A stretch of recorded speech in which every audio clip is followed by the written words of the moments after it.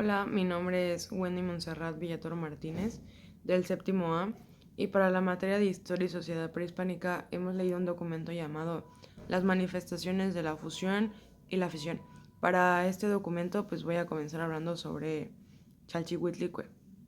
Entonces, Chalchihuitlicue era una deidad mexica a la cual se le atribuían muchos nombres, en los cuales estaban incluidos Ahuic y Xixiquipilihui.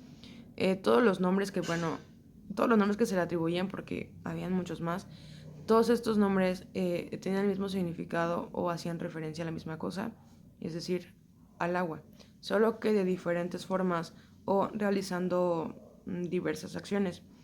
Entonces, después del contexto de su nombre, nos damos cuenta que Chalchihuitlicue entonces era la diosa del agua.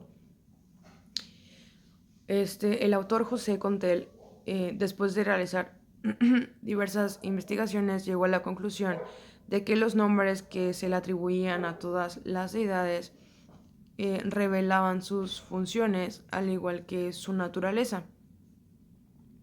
En el caso de la diosa Chalchihuitlicue, se decía que había una fusión o una mezcla de su nombre con el de otro numen o deidad.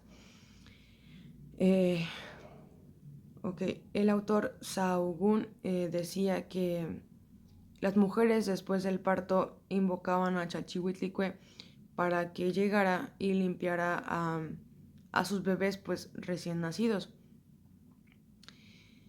Y pues ya para meternos un poco al tema en el que se centra la lectura, que es la fusión, se decía que un mismo Dios podía contar con los atributos que pertenecían o podían ser pertenecientes a varios entes divinos, en tanto que la fragmentación de un mismo ente podía provocar la creación de nuevos dioses o de nuevos entes que básicamente tenían todos los atributos que este dios que se había fragmentado había repartido pues en estos nuevos dioses.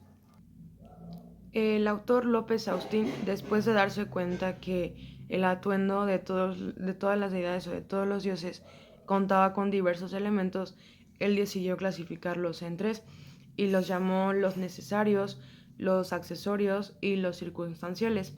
Otro autor, al igual, decidió clasificar todos estos elementos en tres y él los llamó los rasgos distintivos, los rasgos discrecionales y los rasgos estéticos o de soporte.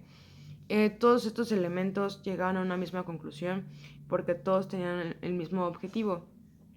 Todos contaban con que estos elementos dieran a entender este lenguaje visual que básicamente tenían como función materializar el nombre de la deidad, al igual que pues explicar o dar a entender las funciones y la naturaleza que tenían estos entes divinos, ¿no?